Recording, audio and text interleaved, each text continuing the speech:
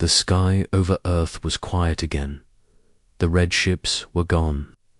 For now, at Monroe Station, Commander Laura Brooks stood by the observation glass. She watched the stars and waited. Owen and Dana had just returned. Their ships were scratched, but they were alive. "Report," Laura said. Owen removed his helmet. The enemy pulled back. No signs of movement beyond the belt. But they left something behind. Dana held up a recording unit. "It's a message. It was hidden in the last ship we chased."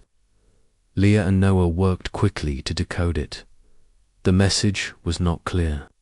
There were flashes of shapes, broken sounds, and dark images of dead worlds. But one thing was clear: the threat was not over. The red ships had not been destroyed, only delayed. "They're gathering strength again," Noah said. "They will return." Laura nodded. "Then we will be stronger too." Over the next months, Earth became something new. What started as a single planet now acted like a true defense world. More ships were built. More stations were raised. The moon had its own command center. Mars had factories working without pause. Young people lined up to join the defense forces. They trained hard and fast. Owen and Dana led special flight teams. Leah taught the new engineers how to build faster systems. Noah shared what he learned about alien signals with teams all around the world. The wing-shaped ship still floated above Earth, silent, but no longer a mystery. Scientists worked with its design. They learned new ways to power ships and shield them. It had become a symbol of what was coming and what was possible. Then, one day, the ship powered up. People across the stations paused. Laura was called to the main deck. The alien ship opened a bright beam into the sky. It showed another image. This time, there was no destruction. The image showed a place, a system with many planets. On one of those planets, there was a city, still standing. Ships flew above it. Signals moved in patterns. The message ended with a sign: hope. Noah studied the star patterns. "It's not far. With our best ships, we could reach it in weeks." Leah stepped forward. "I think they are inviting us. They want us to see we are not alone." Laura took a long breath. "Then we go." A mission was planned. One large ship would carry a team of 12. Scientists, soldiers, and pilots. The goal was peace, not war. But weapons would be ready, just in case. Owen and Dana would fly the main ship. Leah would join to study their tech. Noah would go too, to speak for Earth. Laura would stay behind to guide the defense in case the enemy returned. The ship was named Pathfinder as it launched. People on Earth cheered, not because a battle had been won, but because they were stepping into the unknown with hope. The trip to the new system was not smooth. Strange signals crossed their path. Once, a small ship tried to follow them. Owen shook it off with a hard turn and a boost. When they reached the planet, they were shocked. The city was real.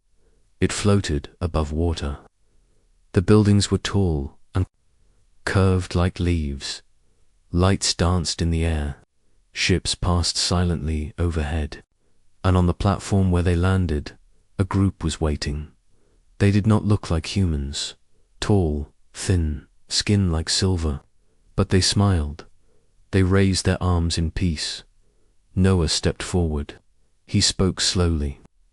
He showed them sound and light patterns. The silver beings replied with light. Soon they were speaking through shared symbols. Leah walked with their scientists. They showed her how they hid from the red-marked ships. They showed her how to fold space, how to grow metal, how to shield life from fire. Dana asked their pilots why they never came to help. One answered with sorrow in its voice, "We thought your kind would not survive." "You did," Owen simply said. "We did more than survive. We changed." For days, the Earth team stayed. They learned, shared, listened. Then it was time to return. When they came back to Earth, everything was different. Now Earth was no longer just a planet that survived an attack. It was part of something bigger, a wider world among the stars. A world with enemies, yes, but also with friends. Laura stood with her team once more. "This was never just a war," she said. "It was a test, a warning, and now a beginning." Noah added, "We are no longer the ones being hunted. We are now the ones who stand, who lead." Owen looked at the sky. "Let them come again." Dana smiled. "We'll be ready." And across, Earth lights flickered, not in fear, but in strength, because now, when the galaxy looked at Earth, it did not see a weak world. It saw the world that fought back. The days after the message from the wing-shaped ship were full of hard work and questions. Earth had a small moment of peace, but no one trusted that it would last. Everyone remembered the images of the red-marked ships. They knew the worst was still to come. At Monroe Station, Commander Laura Brooks met with her team. Leah, Noah, Owen, and Dana stood around the main table. The large screen showed deep space movements. Nothing new had appeared yet, but tension hung in the air. Leah looked at the signal logs. "The wing ship has stayed silent," she said, "but I believe it's still listening." Noah nodded. "I think it did more than warn us. It tested us, and now it waits to see what we do." Laura turned to Owen and Dana. "You two will take the Phantom and head beyond Neptune. We need to see if anything is hiding there." "Yes, Commander," Owen said. Donna added, "We'll be careful." They launched at dawn. The Phantom moved fast, its engines quiet in the void. The ship was equipped with new scanners and a strong message beam. They flew far, past Pluto, toward the dark edges of the solar system. Back at Earth, construction moved quickly. The second space station, Horizon, was now online. Hundreds of new drones were being built. Factories worked without rest. People from every country helped. No one cared about borders anymore. The planet was united. Laura spent her time between stations. She met with engineers, gave orders, and checked training programs. She slept only a few hours each night. The memory of what the aliens had shown her pushed her forward. On the edge of space, Owen and Dana found something strange, a signal that did not move, but pulsed. It was soft and hidden in background noise. They followed it until they saw the shape of something large. Sitting in deep space. "It's not moving," Dana said. Owen stared at it. "It looks dead, but it might not be." They scanned the object. It looked like a wrecked alien ship, larger than any Earth vessel. Its surface was broken, but parts still glowed. Owen sent a report. "We found a ship. It may have been destroyed by the same force shown in the wing ship's message." Laura heard the report and turned to Leah. "Can we learn from it?" "We can try," Leah said. She sent a drone to join the Phantom. The drone had new tools for reading alien tech. As the drone reached the wreck, something changed. A piece of the ship opened slowly, not in threat, but as if it was letting them look inside. Owen flew in carefully. "There's no gravity, no life signs, but it feels like a museum." Dana pointed. "Look at those walls." The walls were covered in symbols. Noah studied the images from Earth. "They are stories," he said. "Records this ship was a witness. It saw what the red-marked ships did, Noah explained that the symbols showed many planets, each one destroyed. The same blade-shaped ships appeared again and again. The wrecked ship had tried to warn others. It had failed. Laura felt the weight of that failure. "We can't let that happen here," Noah added. "The message ends with a map." "I think it shows where the red ships come from," Leia said. "If we know that, maybe we can stop them before they arrive." Back on Earth, the leaders met. They saw the map. Some wanted to strike first. Others feared starting a war they could not win. Laura stood before them. "We must prepare for both peace and war, but we will not wait for them to strike Earth again." She ordered a new mission. A small fleet, led by Monroe Station, would move closer to the border shown on the map. It would not attack but watch. Owen and Dana returned from the deep. They were given command of 2 Phantom squadrons. Leia upgraded their ships with better stealth and faster weapons. Noah worked on building a final message, one that could be heard clearly, even by those who didn't want to listen. Soon, Earth's fleet gathered near the edge of the system. Monroe Station took the lead. Drones flew in wide patterns. Defense lines were drawn. Then they came. The red ships appeared like shadows, dozens of them, bigger than anything seen before. They did not speak. They did not wait. They attacked. The first wave hit fast. Drones exploded. Small ships were lost. But Earth was ready this time. Owen's team hit the attackers from below. Dana led a strike through an energy gap in their formation. Monroe Station fired its main cannon. The blast tore through to enemy ships. Leia's system sent false signals to confuse them. Noah's message engine sent sound across space. The enemy slowed. Some ships turned their sensors to the sound. One paused, as if trying to understand. That was enough. Laura gave the order. Push forward. The battle turned. Earth's forces moved with power and unity. More enemy ships exploded. A second Phantom squad broke through their line and reached the back. Owen found the command ship. He fired his last missile straight into its core. The ship cracked and burned. When it fell, the others stopped. For a long moment, the stars were quiet. Then, the rest of the red ships turned and vanished into deep space. Earth had won again, but no one cheered. They knew the war was far from over. And far from home, new threats waited. Laura stood at the edge of Monroe Station and looked out. "They will come again," she said. Leia replied, "Then we'll be ready." And for now, Earth lived to see another sunrise. The calm after the alien ship left did not last long.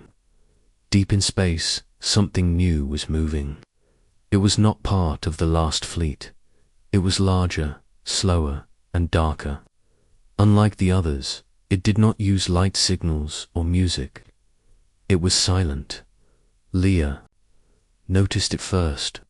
The new ship's shape looked more like a city than a ship. It moved like it was pushing space aside. "This one is different," she told Laura. "It does not match anything we have seen before." Noah studied the readings. No weapons, signals, no messages, no energy spikes. It's just watching us. Laura stood by the window of Monroe Station and looked toward the stars. Maybe it's not here to fight. The silent ship stayed near the edge of the system. It did not move closer. It just hovered there, far beyond Neptune. It was as if it were waiting for something. Earth's defense leaders met again. Some wanted to fire first. Others warned that peace must be kept. Laura chose to wait. She sent more messages through sound and light. There was no reply. Meanwhile, people on Earth tried to return to normal. Factories reopened. Schools welcomed children. Food grew in tall towers, but the fear was still there. Everyone kept watching the sky. Owen and Dana trained every day in the Phantom. They flew close to the edge of the system, near the strange ship.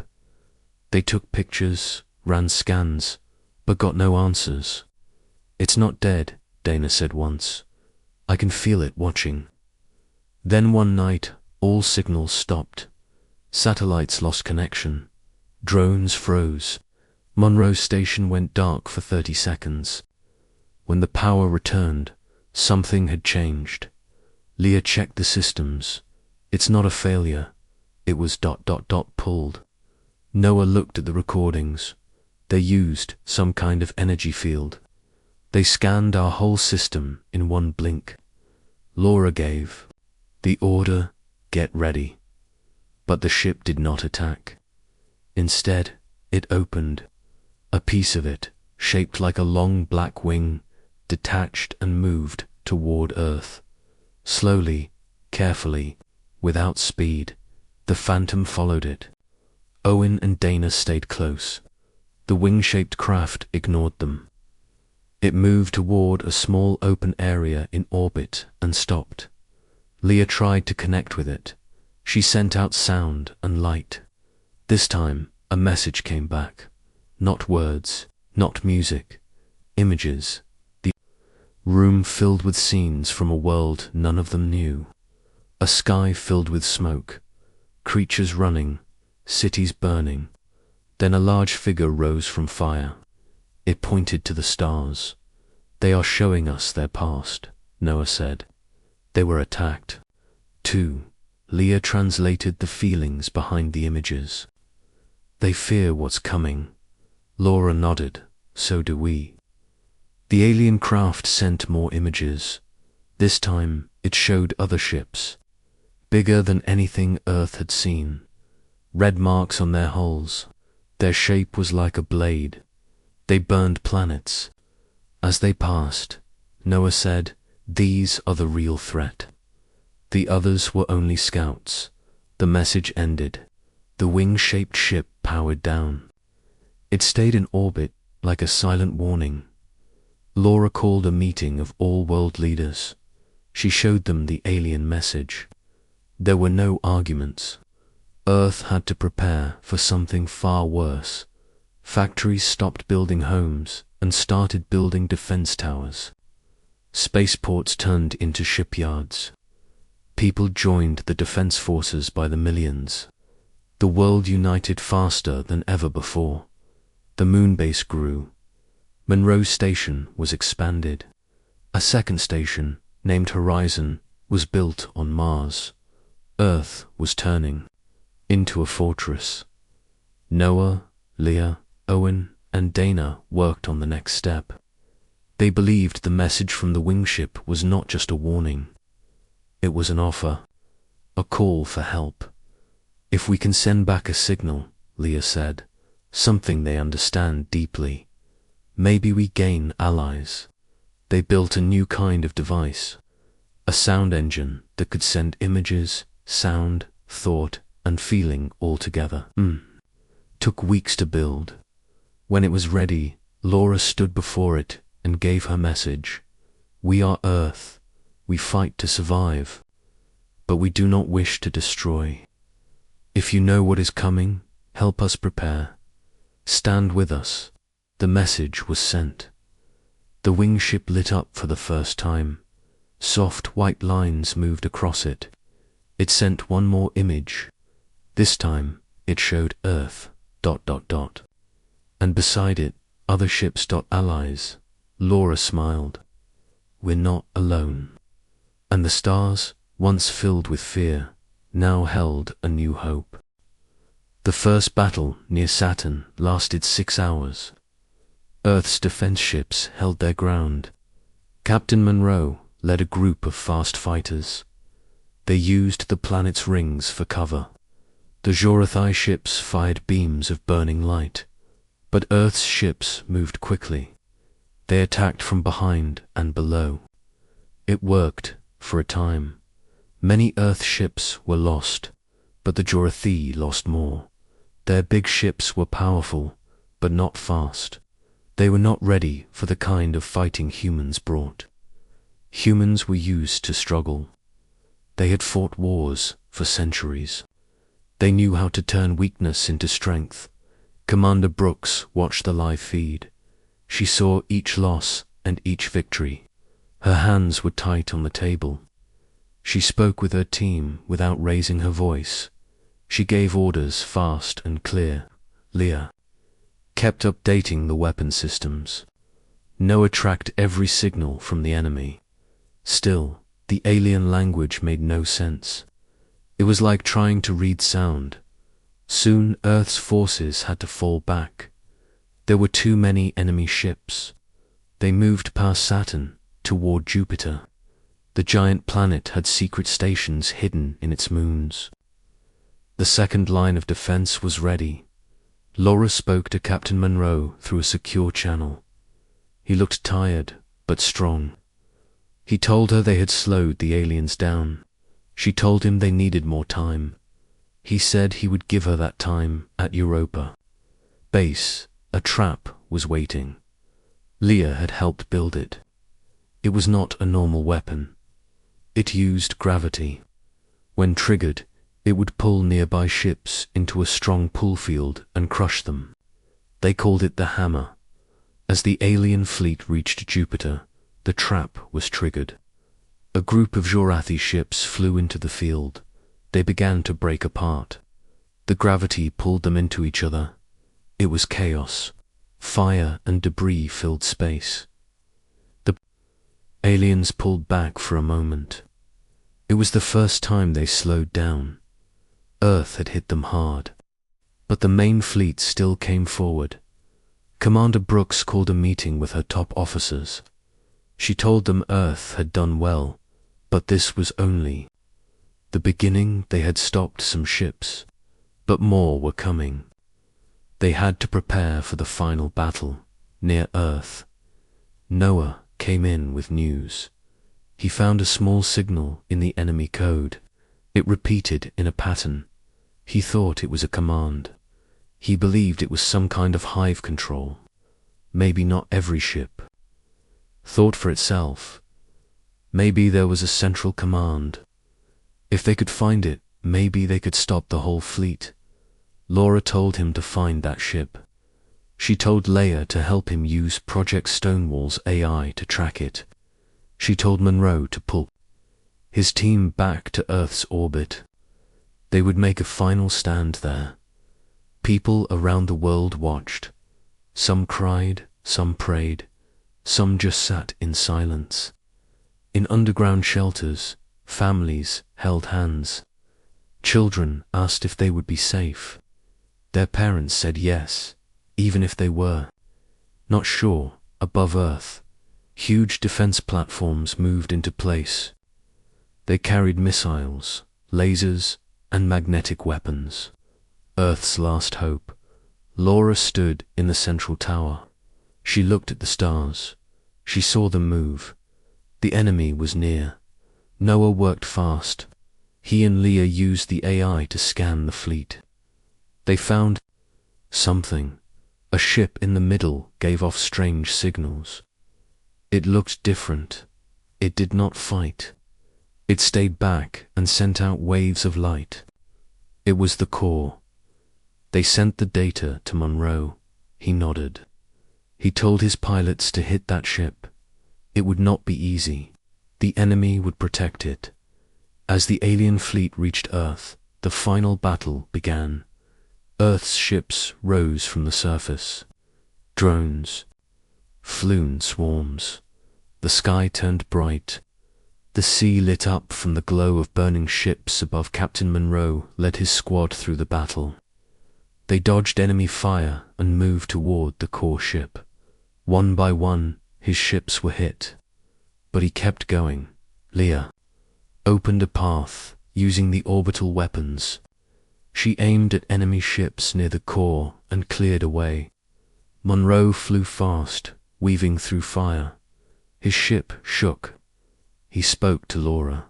He said he had one shot. She told him to take it. He flew straight toward the core. It was massive.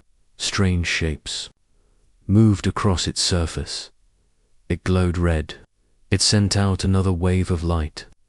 Other Jorathi ships moved to block him. He fired his main weapon. The shot hit the core. It shook. Then it burned. Then it exploded. In that moment, all enemy ships stopped. They froze in space. Some drifted. Some fell apart. Without the core, they had no command. The Earth forces attacked. Again, this time, the aliens did not fight back. They just floated. One by one, they were destroyed. In the command center, no one spoke for a long time. Then, Laura took a deep breath. She said, "We did it." Leah sat down, shaking. Noah stared at the screen. Monroe's ship was gone. His last words were, "For Earth had won, but the price was high. Many were lost. The war was not over, but the worst was past, and now the galaxy knew Earth would never be easy to take. For many years, Earth had watched the stars with wonder. People dreamed of contact, of meeting other life. They hoped for peace, friendship, and discovery. But the signal that came from deep space was not friendly. It was a warning, but it came too late. One early morning, the United Nations Space Command received an alert. Deep space sensors had picked up thousands of moving objects. They were fast. They were coming straight toward Earth. As more data came in, the number became clear. 9,900 ships. Commander Laura Brooks stood in the command center, looking at the giant screen. The numbers glowed red. The threat was real. She was one of the best pilots Earth had, now in charge of leading the defense. But even she felt the weight of fear. Beside her stood Captain Eric Monroe. He was calm but serious. He had flown in many dangerous missions. Laura trusted him. In the control room, Engineer Leah Grant worked quickly at her station. She was quiet but smart. She had built many of the new weapons Earth would now need. And in the back of the room was Noah Daniels. He was the intelligence officer. He looked at alien signals, messages, and patterns. The aliens came from far across the galaxy. No one had seen them before. They were called the Jorathi. Their ships were huge and strange. Some looked like moving cities. Some were sharp and dark, shaped like blades. The Earth leaders met in secret and decided to activate Project Stonewall. It was a hidden system made for this very event. It had weapons, sensors, and defense drones, and it was controlled by a powerful artificial brain. No human had full control over it. Once it started, it would not stop until the threat was gone. Soon, every major city went into lockdown. People were told to stay underground. The skies filled with Earth's warships. Satellites and drones moved into position. On the moon, hidden bases came online. The whole planet braced for the attack. Commander Brooks spoke to the people of Earth. Her voice was calm. She said they would fight. She said they would protect their home. She said they would not be taken. Meanwhile, the alien fleet kept coming. They moved past Neptune, then Uranus. They were so many that they blocked the stars. Earth's defenses watched and waited. Project Stonewall began to scan the enemy ships. It learned fast. It watched their patterns. It made plans. In orbit above Mars, Captain Monroe led a small team to set up the first line of defense. Leah stayed at the main command center, helping with systems and weapons. Noah studied alien messages. He tried to understand their language. The Jorathi did not talk. They did not send a message. They only moved forward. They saw Earth as a small, weak world. But they were wrong. Back at headquarters, Laura looked at old battle maps. She knew they had little time. She asked Leah to energy to the orbital platforms. She told Noah to try again to find something useful in the alien codes. She told Eric to prepare a counterattack. Then the enemy reached Saturn. That was when the first shot was fired. A Jorathy scout ship came near one of Earth's hidden stations. The station fired a plasma beam. The alien ship exploded. But then hundreds more appeared. The war had begun. Across the solar system, alarms rang. Fighters launched. Defense drones moved into battle mode. Earth's people watched the skies and waited. They did not know if they would survive. But they knew one thing: they would not give. The battle near Saturn was long and hard. Earth's fighters used the rings of Saturn to hide and attack. Captain Monroe led the charge. He flew between broken rocks and shadows. His team struck fast and disappeared. The enemy fired wildly, but Monroe's team kept moving. In the command center, Laura watched every move. Leah kept updating the defense. Codes, Project Stonewall responded fast. It moved drones into smart positions.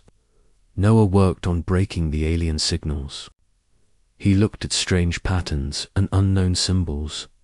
Noah found something strange. A signal repeated from one of the big alien ships. It was not a command, it was a chant. He called Laura. "They believe this is a holy war," he said. "They think we are weak and must be destroyed." Laura's face stayed calm. "Then we show them they are wrong." Leah helped plan a trap. They used hidden explosives near Saturn. Monroe's team would lure enemy ships into the field. Then they would set off the blast. Monroe agreed. He trusted Laura. He told his pilots to pretend to run. The alien ships followed. They fell into the trap. Leah gave the signal. The sky lit up with fire. Hundreds of enemy ships were destroyed. But Earth lost ships too. One of the space stations stopped sending signals. Many brave pilots were gone. Back on Earth, people listened. 2 updates. Some cried. Some stayed quiet. But all of them hoped. Laura ordered all forces to fall back to Jupiter. It was time for the next step. There were defense platforms hidden on the moons. One of them, called Red Point, had special weapons. It used strong magnetic waves to break enemy shields. Leah connected it to Project Stonewall. The Jorathy followed. But they were slower now. Their attacks became less organized. Their ships moved apart. Some did not follow orders. Noah looked at this and smiled. "Their command system is damaged," he said. Leah worked on a new weapon. She found a weakness in the enemy engines. A sound wave might cause their ships to shut down. It was a high risk. It was not tested. Laura looked at her. "Send the wave." The signal went out from Red Point Base. At first, nothing happened. Then one ship exploded. Then another. It worked, but not on all. That was enough. The Earth fleet attacked again. Monroe led a new strike. This time, they aimed at the strange ship Noah had found. It sent out the chants. It was the heart of the fleet. Monroe broke through the enemy line. Leah opened a path using the orbital weapons. Noah watched the enemy signals go wild. Monroe's voice came through. "I have the shot. Take it," Laura said. The blast hit the core ship. It exploded in a wave of light. Every alien ship stopped. They floated in space, without orders. The Earth fleet destroyed the rest. They had won the second battle. Laura stood, in silence, Monroe's ship did not return. His name was added to the wall of heroes. Now Earth had hope, but more battles could come. Laura looked to the stars. They were safe for now.